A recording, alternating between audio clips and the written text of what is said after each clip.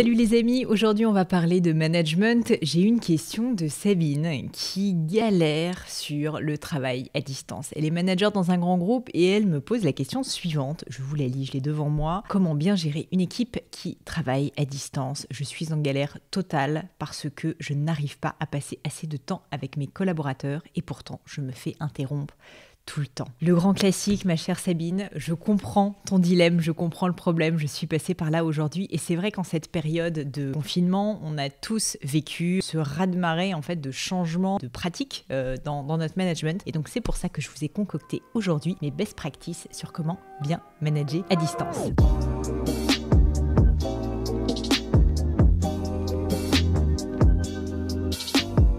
Alors la première étape, si on reprend les bases, c'est qu'il faut évidemment savoir où est-ce que vous allez passer votre temps. Le problème du travail à distance, c'est que vous allez probablement passer énormément de temps sur tous les outils de messagerie, les Slack, les mails, peut-être WhatsApp, enfin globalement, tout d'un coup, votre vie va être un raz-de-marée de messages entrant de tous vos collaborateurs où habituellement, ils étaient de l'autre côté du bureau et vous pouvez vous poser la question. Maintenant, en fait, ça se passe à distance et donc tout ce temps-là, c'est un temps qui devient assez incompressible. Du coup, la première chose que je peux te recommander, ma chère Sabine, c'est déjà en fait de cadrer un maximum les choses avec tes collaborateurs. C'est-à-dire leur expliquer qu'il faut qu'ils fassent en sorte de s'auto-censurer, si je puis dire, et de passer un petit peu moins de temps à t'envoyer des messages dès qu'ils ont un problème. Évidemment, ils peuvent le faire quand il y a une urgence, mais globalement, centraliser leurs questions pour que tu puisses y répondre et apporter tes ressources uniquement lorsque vous allez faire des points. Et donc, c'est vraiment hyper important que tu aies cette conversation assez franche avec eux pour leur dire, écoutez, la situation a changé, on est en télétravail et habituellement, je suis là toujours pour vous, pour passer énormément de temps avec vous et pour répondre à toutes vos questions en temps réel. Là, le truc, c'est qu'en fait, je me prends un raz-de-marée de messages entrants toute la journée et donc j'ai pas le temps d'avancer sur mes projets. Donc, s'il vous plaît,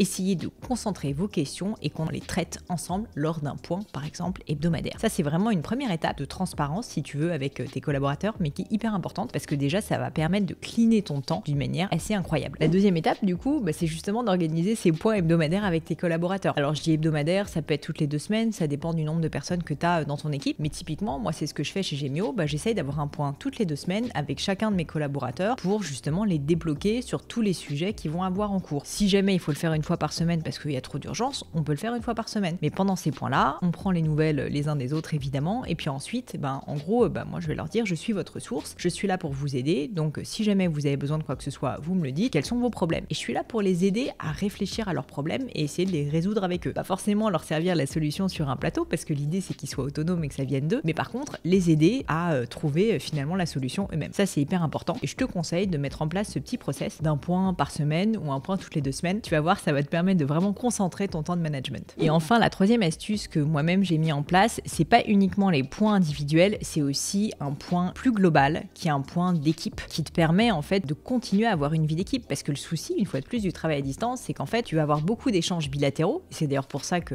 en général, ça te prend encore 2 fois plus de temps. Mais par contre, tu perds complètement ce côté un peu culture, on va passer un bon moment ensemble, la cafette, le moment où on se raconte un peu notre journée, le moment aussi où on va échanger en fait sur des informations au sein de toute l'entreprise. Et donc ce que je te conseillerais de faire, c'est de faire une fois par semaine pour le coup un point inter-équipe, donc où tu as toute ton équipe qui est présente, mais il faut l'avoir préparé à l'avance parce que sinon ça va partir dans tous les sens. Donc par exemple, ça peut être de se dire une fois par semaine, on fait cette réunion d'équipe et on va parler de tous les projets à venir pour la semaine d'après. Très souvent les managers organisent ça le lundi matin par exemple, ça fonctionne assez bien. Ça permet d'avoir un peu de peps, un peu de punch pour démarrer la semaine et puis de savoir surtout sur quoi chacun doit bosser. Ça paraît pas grand chose, mais si tu cadres ça et que tu fais ta réunion du lundi matin inter-équipe pour un peu motiver les troupes et pour leur donner une vision sur tout ce qu'il y a à accomplir dans la semaine, que par ailleurs tu leur demandes d'éviter de t'envoyer des messages dès qu'ils ont une urgence, mais d'essayer de concentrer si tu veux leurs requêtes sur vos rendez-vous en one-on-one et que ces rendez-vous en one-on-one tu les fasses une fois par semaine ou une fois toutes les 2 semaines, je peux te garantir déjà ta vie va être radicalement changée. Tout d'un coup, tu vas pas te sentir complètement submergé par un raz-de-marée de messages entrants, mais tu vas te sentir à nouveau en contrôle. Et ça quand même, ça fait un bien fou. Voilà Sabine, j'espère que je t'ai aidé. Un dernier petit conseil pour la fin qui en fait est probablement le plus important, c'est quoi? C'est que n'oublie jamais que le management c'est de l'humain. L'humain c'est quoi? C'est des gens. Ça veut dire qu'il faut que tu prennes soin d'eux. Ça veut dire qu'il faut que tu aies de la considération pour eux. Donc là je t'ai donné plein de petites astuces pour structurer ton temps, mais n'oublie pas que le plus important c'est que vraiment tes collaborateurs sentent que tu es sincère avec eux, que tu cares comme ils disent aux États-Unis ou en Angleterre, que vraiment en fait tu t'intéresses à leur vie, à leur situation motivation. Et ça passe par autre chose que tu peux faire ou pas, ça dépend de ton agenda, mais qui est tout simplement en fait de leur envoyer un petit message ou de passer 5 minutes au téléphone avec eux tous les jours. Ça dépend combien tu as de collaborateurs en râteau sous toi. Mais en fait, c'est pas grand chose, mais je t'assure, ça peut faire un effet bœuf sur leur motivation, sur leur envie, et puis en fait, tout simplement sur la confiance que vous avez l'un pour l'autre. Et ça, c'est hyper important parce que c'est comme ça qu'on construit de grandes équipes. Voilà, j'espère que ces conseils vous ont aidé